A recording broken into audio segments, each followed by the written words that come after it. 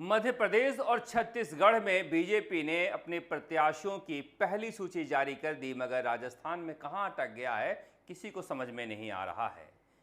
2 बार दिल्ली में बैठक हो चुकी G20 से पहले भी राजस्थान के सभी नेता एक बार दिल्ली में मिले, जेपी नड्डा के घर पर मिले, उसके बाद अमित शाह के घर पर मिले, फिर केंद्रीय चुनाव समिति की एक और बैठक हुई, मगर राजस्थान की सूची नहीं आई। कहा गया था कि कर्नाटक चुनाव से सबक लेते हुए राजस्थान में जो डी श्रेणी के सीटें हैं जहां पर बीजेपी कमजोर है, उन सीटों पर उम्मीदवार घोषित कर दिए जाएंगे, मगर सहमति नहीं बन पा रही है क्या, या मामला कुछ और है। अब 25 सितंबर को प्रधानमंत्री नरेंद्र मोदी आ रहे हैं, बीच में 22 सितंबर तक लोकसभा, राज्यसभा, संसद का सत्र था। उसके बाद 29 सितंबर को चुनाव आयोग की टीम राजस्थान का दौरा कर रही है। माना जा रहा है कि अक्टूबर के पहले सप्ताह में या फिर 30 सितंबर के बाद कभी भी आचार संहिता का ऐलान हो सकता है, क्योंकि छत्तीसगढ़ और मध्य प्रदेश में टीम दौरा कर चुकी है। इस बीच 27 सितंबर के बारे में कहा जा रहा है कि संसदीय दल की बैठक है और उसी में केंद्रीय चुनाव समिति की बैठक होगी और राजस्थान को लेकर पहली सूची आ सकती है। इससे पहले 25 सितंबर को प्रधानमंत्री नरेंद्र मोदी और वसुंधरा राजे की मुलाकात जयपुर की रैली में हो सकती है, मगर यह मामला अटका कहां हुआ है, इसे लेकर लोगों में एक सस्पेंस बरकरार है। ठीक उतना ही सस्पेंस जितना वसुंधरा राजे को लेकर है।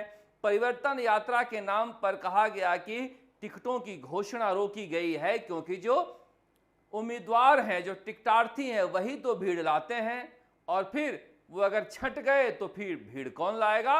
मगर तस्वीर का दूसरा पहलू यह भी है कि अगर किसी उम्मीदवार को टिकट का ऐलान हो जाता है तो वो भीड़ लाने के लिए जरूरत से ज्यादा मेहनत करेगा, क्योंकि घोषणा हुआ टिकट न कट जाए।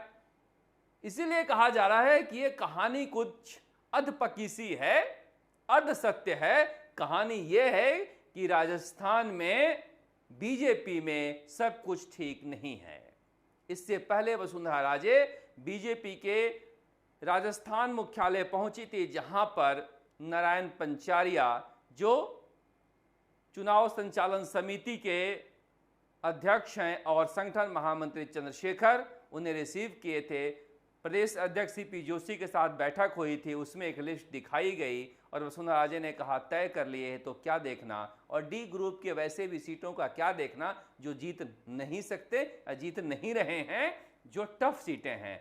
इसीलिए कहा जा रहा है कि वसुंधरा राजे भी खामोश हैं कि ठीक है, चुनाव प्रचार के लिए नहीं बुलाया जा रहा है। हालांकि यह भी तय नहीं अभी तक कि पार्टी चुनाव प्रचार के लिए नहीं बुला रही है, वसुंधरा राजे चुनाव प्रचार के लिए नहीं आ रही है, क्योंकि दोनों तरफ से कुछ कहा नहीं जा रहा है। इसलिए अभी भी सस्पेंस बरकरार है कि राजस्थान बीजेपी की सबसे कद्दावर और लोकप्रिय नेता वसुंधरा राजे राजस्थान के चुनावी राजनीति से इतनी दूर क्यों हैं और कहां है, इस खामोशी का क्या मतलब है। मगर फिर भी कहा जा रहा है कि 27 सितंबर की बैठक में हो सकता है कि राजस्थान को लेकर एक सूची आ जाए, मगर क्या उसके बाद कोई कोहराम मच सकता है क्या बीजेपी में सिर्फ फुटबॉल हो सकता है क्या बीजेपी वसुंधरा समर्थकों का टिकट काटेगी, या फिर वसुंधरा राजे को अलग थलग करने के लिए जिताऊ उम्मीदवारों को टिकट देगी।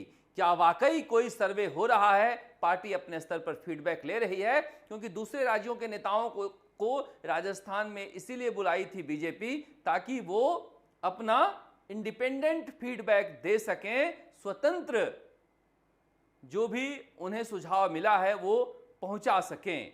मगर इसके बावजूद देरी हो रही, इससे सवाल उठ रहे हैं। हालांकि कांग्रेस ने भी यही कहा था कि हम सितंबर में टिकट देने की शुरुआत कर देंगे, मगर वहां भी कहा जा रहा है कि अक्टूबर के दूसरे सप्ताह में टिकटों की घोषणा हो सकती है। इसीलिए दोनों ही पार्टियों में सस्पेंस बरकरार है। वैसे 25 सितंबर को परिवर्तन यात्रा का समापन है जयपुर में, उसके बाद टिकट देने का ही कार्यक्रम चलेगा और चुनावी सभाओं का कार्यक्रम चलेगा। इसीलिए माना जा रहा है कि हो सकता है कि सितंबर के आखिरी में बीजेपी की पहली सूची आ जाए और वसुंधरा राजे के लिए भी कोई खबर आ जाए।